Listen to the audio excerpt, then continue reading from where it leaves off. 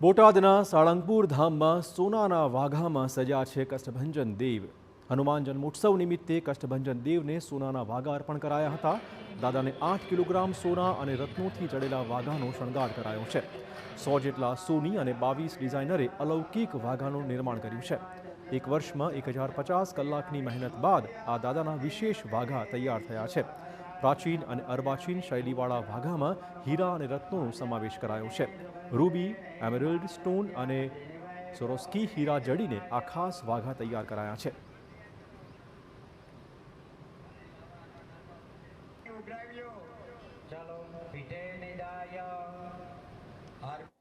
કષ્ટભંજન દેવના દરબારમાં આવીને હનુમાનજીના જન્મદિવસની ઉજવણી સૌ કોઈ કરવા આતુર હોય છે। કેટલાક વ્યક્તિઓ આપણી સાથે છે, તેમની સાથે વાત કરીશું।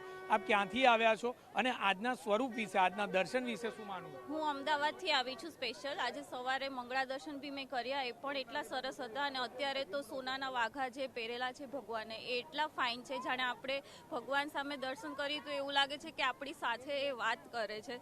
તમે જાઓ સામે તો એમ લાગે કે ભગવાન તમારી સામે સાથે હસે છે, તમારી સાથે વાત કરે છે, એમ એટલું ગ્લો ફેસ લાગે છે। સામાન્ય દિવસના દર્શનમાં અને આજના દર્શનમાં શું ફરક લાગે? બહુ જ ફરક છે। સામાન્ય દિવસે આવો અને આજે આવો તો એમ લાગે કે સપોઝ ભગવાન જ તમારી સાથે, તમારી સમર્પણ ઊભા છે ને તમારી સાથે વાત કરે છે। આપ કેટલા સમયથી અહીં આવો છો અને હનુમાન જયંતિ પર આપ અગાઉ પણ આવ્યા છો?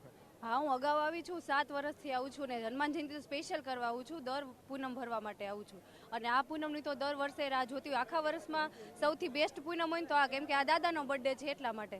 બધા પૂનમ કરતાં આ પૂનમ સૌથી મોટી છે અને હું આ પૂનમની રાહ જોતી હોઉં છું, કેમ કે દાદાને બર્થડે। તમે કેટલા સમયથી આવો છો? દાદાના દર્શન અને આજનો માહોલ, ઉજવણી જોઈને શું લાગે? આજનો માહોલ બહુ જ મસ્ત છે અને આજનું જે વ્યૂ હતું બલૂન સાથે, એ બી બહુ જ એકદમ બ્યુટીફુલ હતું। એટલું બ્યુટીફુલ ક્યારે નહીં કોઈના સેલિબ્રેશન। હા, બહુ જ।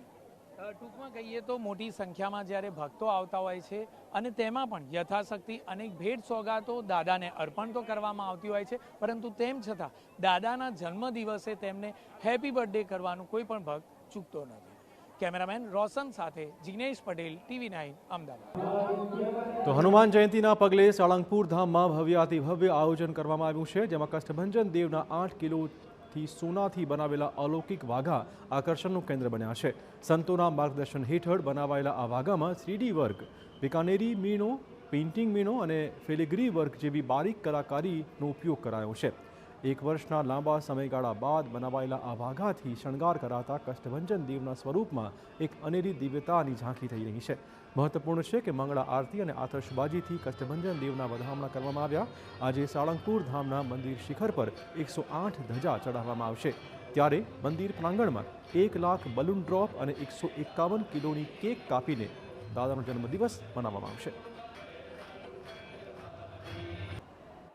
હનુમાનજીના જન્મોત્સવ નિમિત્તે વિશેષ રીતે વાઘા તૈયાર કરવામાં આવ્યા અને આજના દિવસે સુવર્ણ વાઘા ભગવાનને મંદિર પ્રશાસન દ્વારા અર્પણ કરવામાં આવ્યા। મહત્વની બાબત છે કે આખરે 8 કિલો સોનામાંથી પ્યોર સ્ટોનના જડતરવાળા વાઘા આ તૈયાર કરવામાં આવ્યા હતા।